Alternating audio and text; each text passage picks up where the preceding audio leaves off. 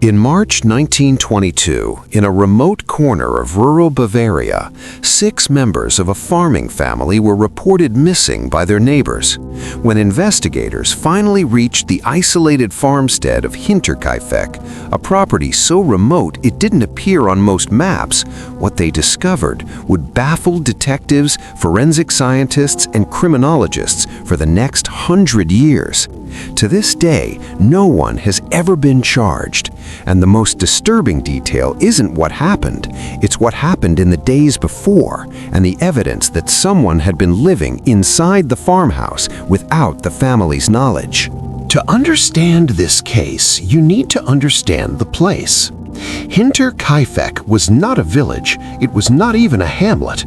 It was a single farm, roughly 70 kilometers north of Munich, accessible only by a narrow, unpaved track through dense woodland. The nearest neighbor was over a mile away. The family who lived there had farmed the land for generations.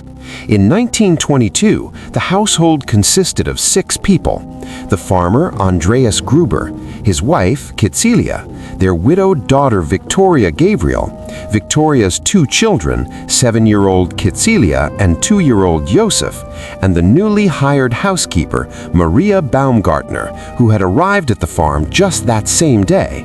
She had been on the job for less than 24 hours. What makes Hinterkaifeck uniquely disturbing among historical cold cases is not only the tragedy itself, it is the documented evidence that something was deeply wrong at the farm for weeks before investigators arrived. According to statements later given by neighbors and a local priest, Andreas Gruber had been telling people about strange occurrences. He described finding unfamiliar footprints in the snow leading from the forest to the farmhouse, but none leading back out. He reported that a newspaper was found on the property that no one in the household had purchased. A set of house keys went missing without explanation, and perhaps most unnerving, Gruber told at least 2 people that he had heard footsteps in the attic above the family's living quarters on multiple evenings. He had gone up to investigate. He found nothing. He went back downstairs. The sounds continued. Investigators later determined, based on physical evidence found during the search of the property, that someone had indeed been sheltering in the farmhouse attic for an extended period before the family was reported missing. The evidence included a makeshift sleeping area in the straw, food remnants, and personal items that did not belong to any member of the household. Forensic analysis at the time was limited by the standards of 1922, but the conclusion reached by the lead investigator was clear. An unknown individual had been living in the attic above the Gruber family undetected for an estimated period of days, possibly much longer. They had been there while the family cooked dinner below, while the children slept, while Andreas Gruber climbed the attic stairs with a lantern, looked around, and went back to bed. By late March of 1922, neighbors had noticed that no one from the Hinterkaifeck farm had been seen for several days. This was unusual, but not immediately alarming. The farm was isolated, the family self-sufficient. What did raise concern was that the children had not appeared at school, and the smoke was still rising from the chimney. On April 1st, a group of neighbors made the journey along the forest track to check on the family. What they found was a farm that appeared, on the surface, entirely normal. The animals had been fed, the house was clean, there was food on the table. The lights were not on, but this was not unusual for a working farm in the early morning. It was only when they searched the property fully that they understood what they were standing in the middle of. All 6 members of the household were found on the property. Andreas and Cecilia Gruber, their daughter Victoria and young Cecilia were discovered in the farm's barn. The toddler, Joseph, was found inside the house. The housekeeper, Maria Baumgartner, was found in her room. She had, according to investigators, likely never even had the chance to unpack her belongings. All 6 had lost their lives. The cause, in each case, was determined to be blunt force. I won't go further than that description. The historical record is available to anyone who wishes to research it. But I want to focus on something that the crime scene revealed that investigators found deeply unusual and that has haunted this case ever since. The evidence strongly suggested that after the deaths occurred, someone had remained at the farm. The animals were cared for over several days. Food from the kitchen was consumed. A fire was maintained. Someone had stayed. And then, at some point, they simply left. Munich police dispatched investigators on April 2nd. The lead detective was Georg Reingruber, an experienced homicide investigator. His initial report describes the crime scene as methodical, a word that appears in the original German documentation and which subsequent criminologists have found significant. The farm showed no signs of panic, no forced entry, no overturned furniture. There was no evidence of robbery. Cash and valuables remained in the house. The perpetrator or perpetrators appeared to have had access, familiarity with the property, and time. A great deal of time. Over 60 people were formally questioned in the weeks following the discovery.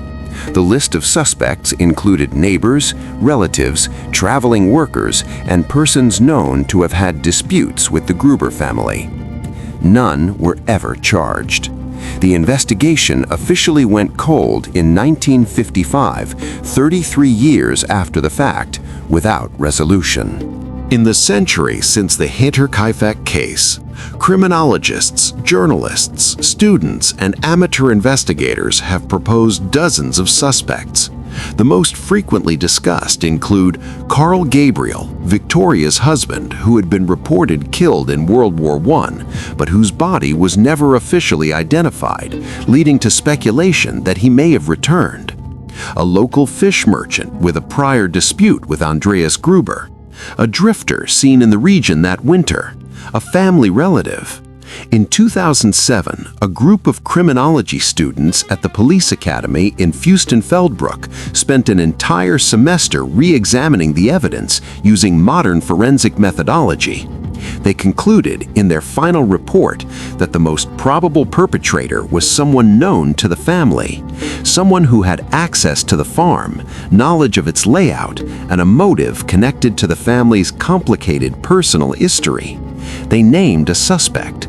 That individual was by then long dead, and the case remains officially unsolved.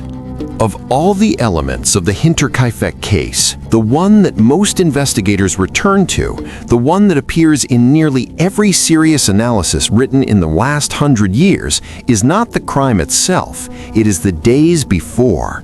Because Andreas Gruber knew. He knew something was wrong. He found the footprints. He heard the attic. He told people about it. He went to a priest, and yet he stayed. He and his family remained on that farm, in that house, sleeping beneath whatever was in the attic for weeks. There are theories about why. Perhaps he was not frightened enough. Perhaps he was too proud, too stubborn, too rooted in the land to leave. Perhaps he genuinely believed each time he went up those stairs and found nothing that he had imagined it. What we know is this. On the night of March 31st, 1922, Andreas Gruber almost certainly heard something. And in the morning, no one on that farm was able to tell us what it was. The Hinterkaifeck farmstead was demolished in 1923, 1 year after the discovery. Local authorities made the decision partly for practical reasons and partly because no member of the extended family was willing to live there and no buyer could be found. The land was absorbed into the surrounding farmland.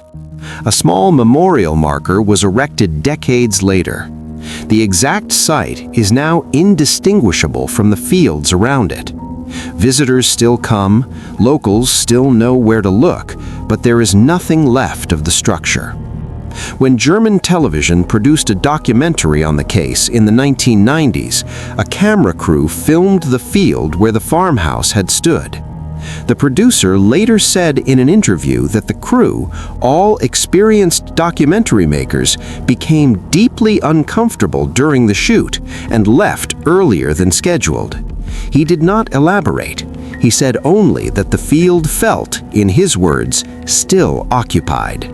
In 2020, a forensic anthropologist named Michael Reza published a detailed reassessment of the Hinterkaifeck evidence in the Journal of Cold Case Studies. Using modern behavioral profiling methodology, Reza argued that the perpetrator showed clear signs of what contemporary criminology calls location attachment, a pattern in which an offender has a specific, almost obsessive connection to a physical place rather than to the victims themselves. The extended presence at the farm before and after, the care of the animals, the maintenance of the fire, Reza argues these are not signs of a calculating criminal covering their tracks. They are signs of someone who simply did not want to leave. Someone for whom Hinterkaifeck specifically, that isolated farm, those fields, that particular silence, was the destination. The family, he suggests, may have been almost incidental. That reframing, if correct, makes the case considerably more disturbing than it already was. Hinterkaifeck is not the deadliest unsolved case in criminal history. It is not the most complex. It does not involve elaborate staging or misdirection. What it has, and what I think explains why over a century later it continues to draw researchers, writers, filmmakers, and ordinary people down internet rabbit holes at 2 in the morning, is a quality that is almost impossible to name. It is the quality of a question that cannot be closed. Not because the evidence is insufficient, but because the answer, whatever it is, requires us to accept something about human behavior that we'd prefer not to accept. That a person can live alongside a family, above them, observing them for an extended period, and that the family can sense it, can feel that something is wrong, can tell people about it, and still not act, still not leave, still go about their days, still send the children to school, still cook dinner, still go to bed. The horror of Hinterkaifeck is not the darkness in the attic, it is the ordinary life continuing directly beneath it. No one was ever charged with the deaths at Hinterkaifeck. The leading suspect, named by the 2007 Police Academy study, died before the analysis was completed. The physical evidence, photographs, documents, and limited forensic material is held in the Bavarian State Archives. The case file remains open technically, though no active investigation has been conducted in decades. The housekeeper, Maria Baumgartner, arrived at the farm on the morning of March 31st. She had never been there before. She knew no one. She had the job for one day. She wrote a letter to her family that same evening, the last letter she ever sent. In it, she described the farm as quiet. She said it felt as though the house is holding its breath. She said she thought she would be comfortable there. She said she was looking forward to the spring. If you found this case as difficult to put down as I have, I understand. There's something about Hinterkaifeck that stays with you. Something that follows you up the stairs at night and makes you stop at the top and listen, just for a moment, just to make sure.